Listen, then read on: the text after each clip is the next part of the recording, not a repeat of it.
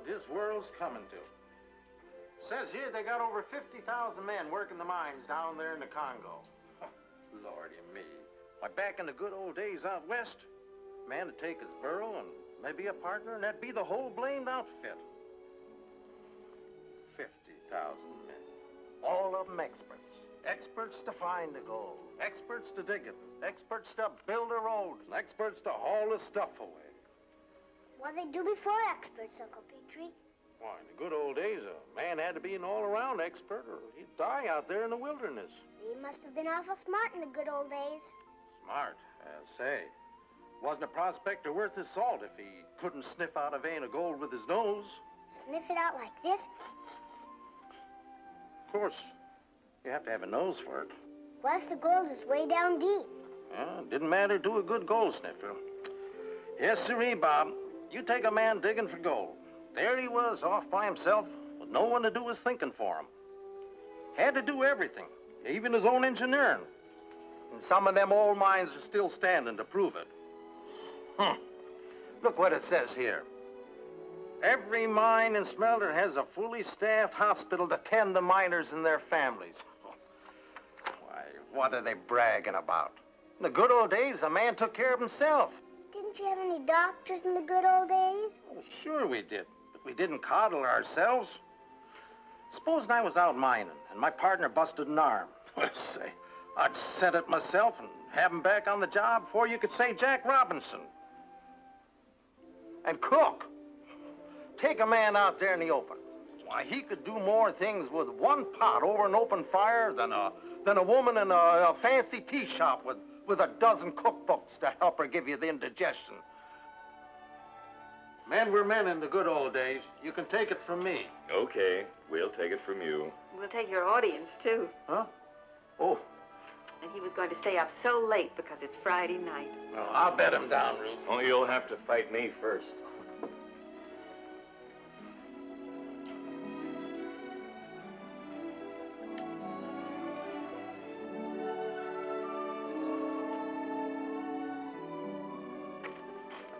You mean you can really smell gold? That's what my Uncle Petrie said. If these sacks don't hold all the gold, we'll come back and get some more.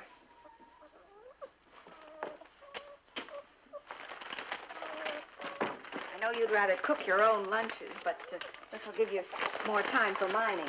Thanks, Mrs. Martin. Thanks, Mom. Now, where will you be? In the hills at the far end of the lake. All right. I'll be back before dark. Okay.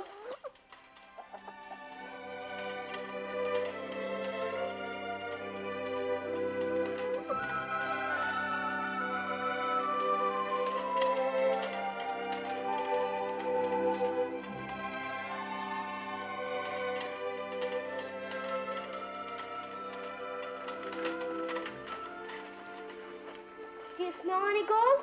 Not yet. Then why are you stopping? So I can smell better. Why don't you smell down low? That's where the gold is. You try smelling down low.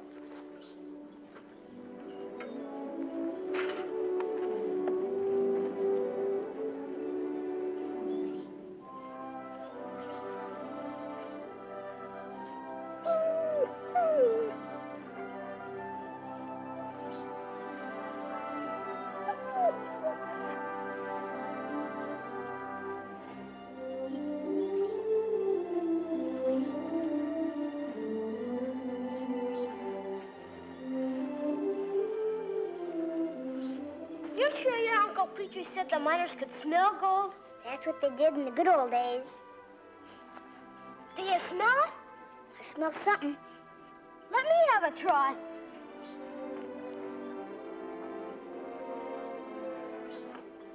Think it's gold? I don't know. If we only knew what gold smelled like. Well, we might as well dig here. Okay.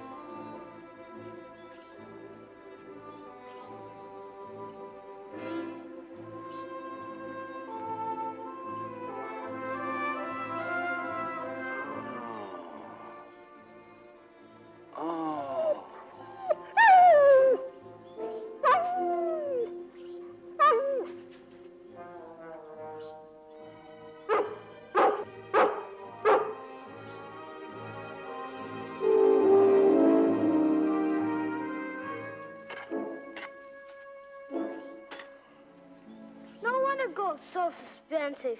Yeah. Maybe we better try someplace else. What's got into her?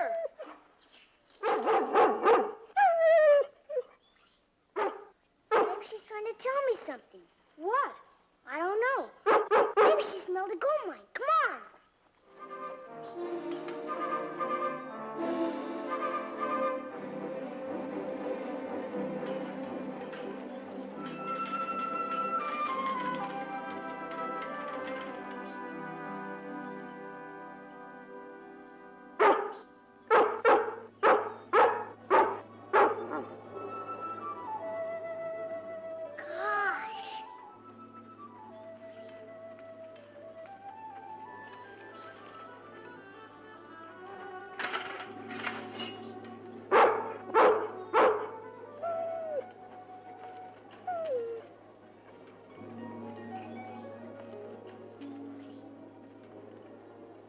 I'd better run for help. No. We gotta stay here. He needs us. He needs a grown-up. Well, you're 9 and I'm 8. That makes 17. That's almost grown up. Oh. We're here, mister.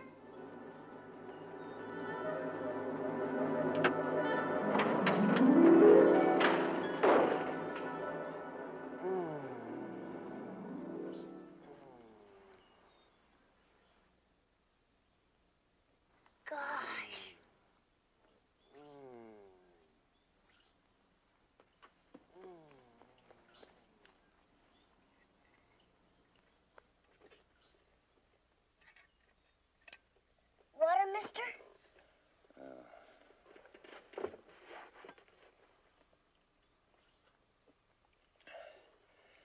Thanks. More.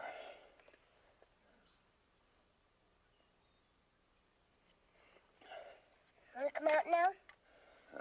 I'm afraid I can't. Boomer and I'll help you. My leg's broken. Maybe my back, too. Might do more harm than good. Your folks around? No, sir. Just Boomer and I. We're mining gold.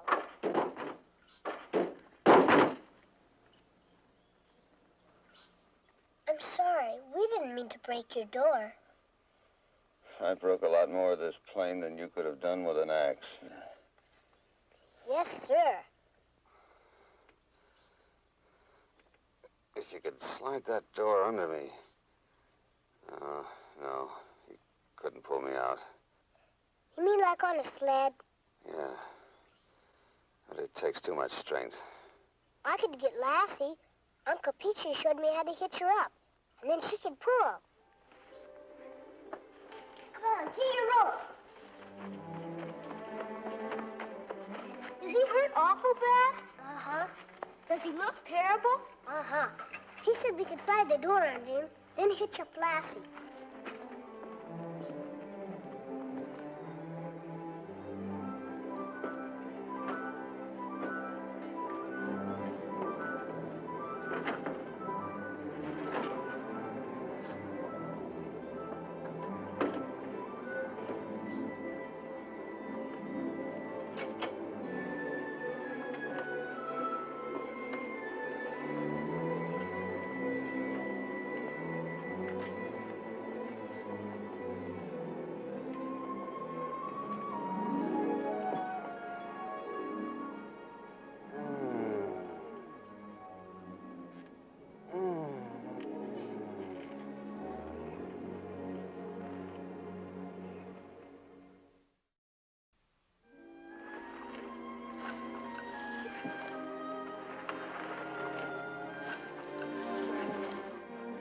Good girl, Lassie.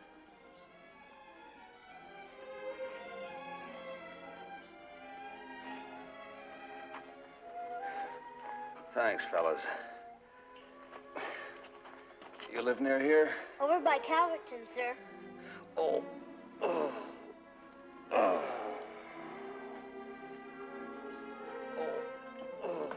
Gee, this is awful. Uh-huh. You hit your head awful hard. Remember when I fell out of the tree? My bump was nearly as big as his. Uh-huh. Mom put cold water on it, too. Makes it stop hurting. How's your back? Well, it isn't broken, but someone will have to go for help. Us and Lassie. Hadn't you better go instead? Lassie can run faster. Well, you can trust her, all right. She brought us here, didn't she? The Martins will come flying as soon as they see her. And we'll be here to take care of you. Lassie, go get Mom and Dad. Hurry. And don't forget Uncle Petrie, too.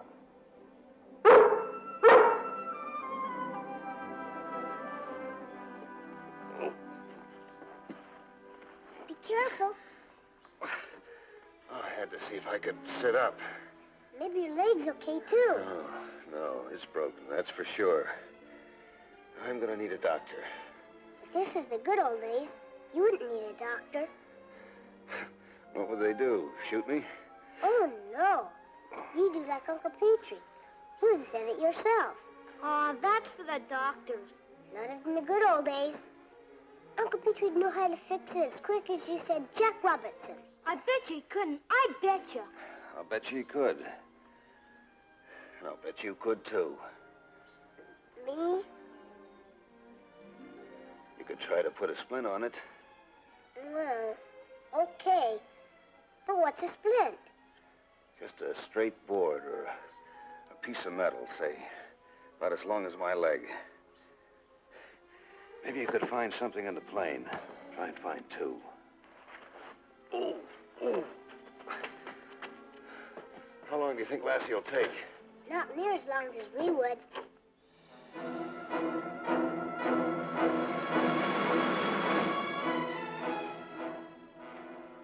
Now what do we do, mister? Just like I tell you. I'll pull it straight. So the ankle and the knee in a line with my hip. Slow, slow. I'll keep my toes straight up. Now, easy.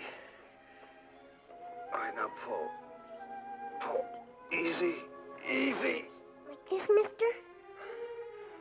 Now set it down. Easy. Easy, keep my toes straight up. Oh, we're gonna have to rest a while. What happened to that dog of yours? Lassie? She's probably at the farm already.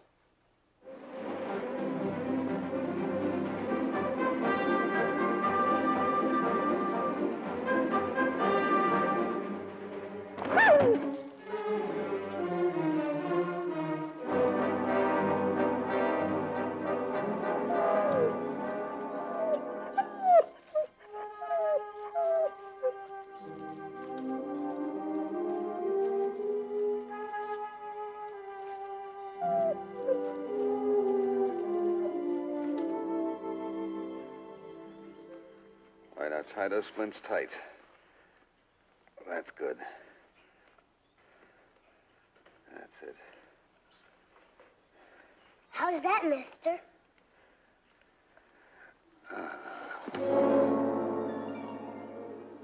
Do you think we did it? I don't know.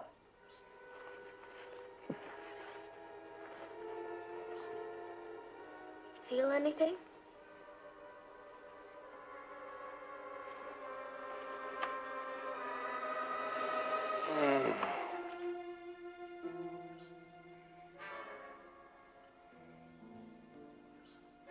Where's Lassie?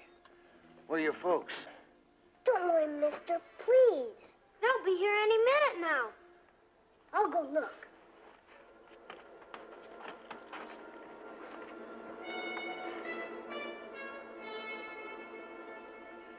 See them coming? Not yet. They ought to be in sight by now. Stopped. Boomer, there's something inside my plane, behind the pilot seat. A kind of pistol with a big, fat barrel. A pistol? Yeah. And there's some other things that look like giant firecrackers. I'll get them for you.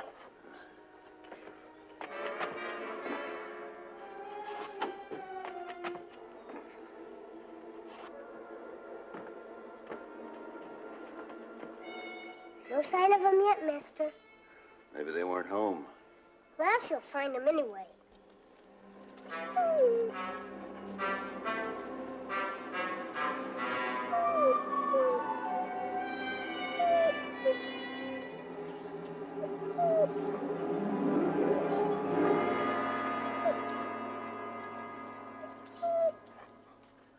I found them. What you gonna shoot? Well, this is called a very pistol. What's it good for? Well, during the war, a downed pilot was taught to use every means he could to get help. This is one of them. It's really a signal flare. We're not allowed to light signal fires. Yeah, the brush is awful dry. Well, this shoots straight up, and the flare will die before it hits. I wonder what's wrong with this thing. Lassie's on her way back. I know she is.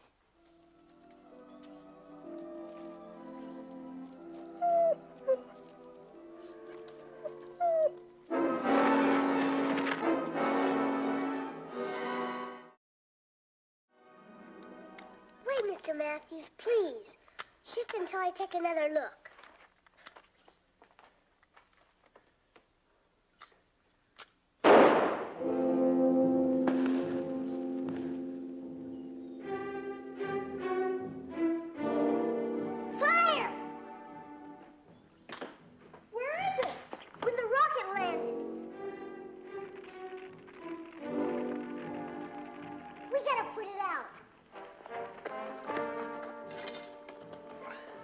Don't worry about me. I'll be all right.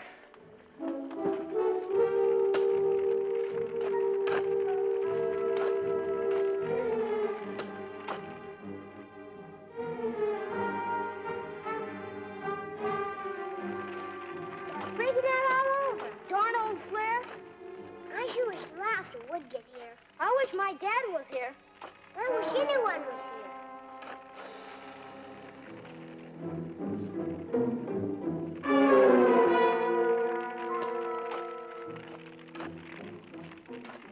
Look out behind you! Wow!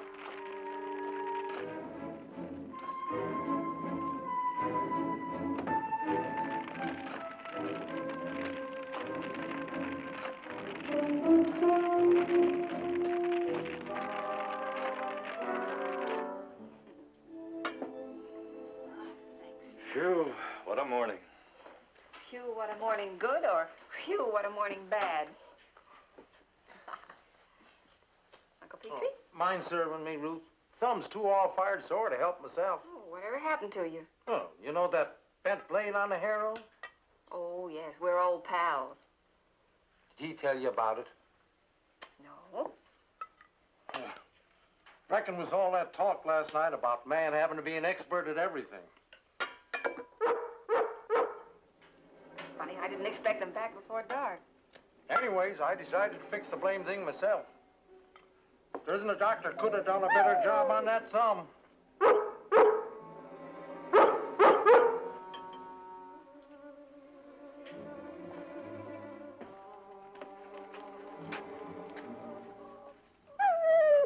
They aren't in sight.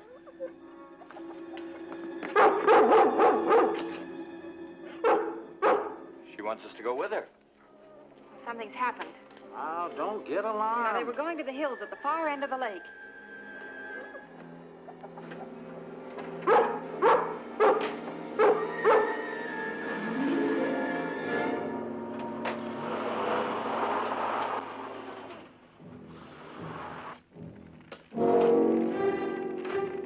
You okay, Boomer? I'm getting tired, kinda. Me too, kinda.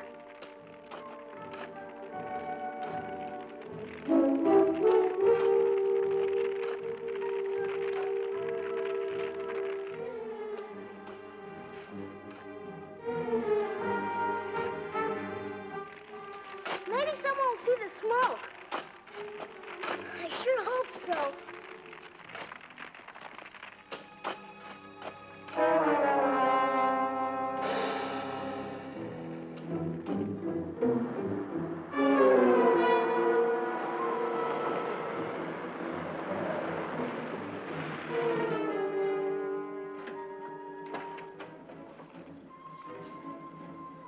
smell smoke. There must be a fire somewhere. There it is. Hurry, Paul. I know it's Timmy.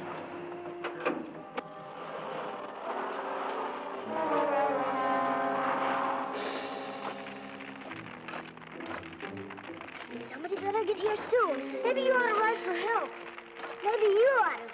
Okay, we'll fight her together.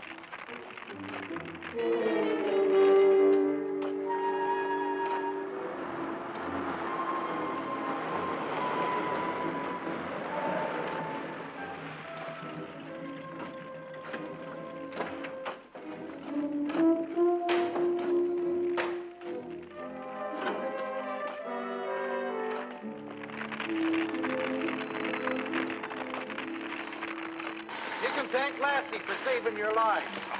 I'll talk to you later. Get that big one, Paul. Timmy, you come here.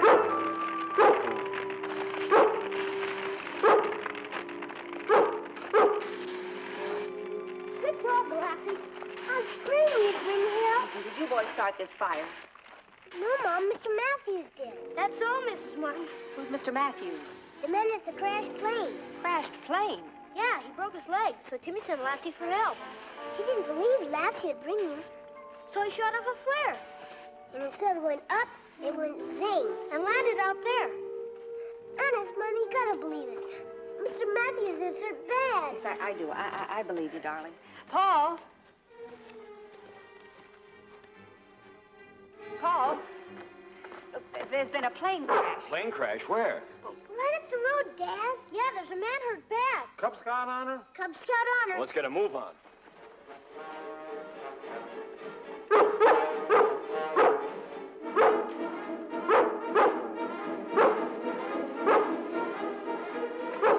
Hurry, Dad. Straight ahead.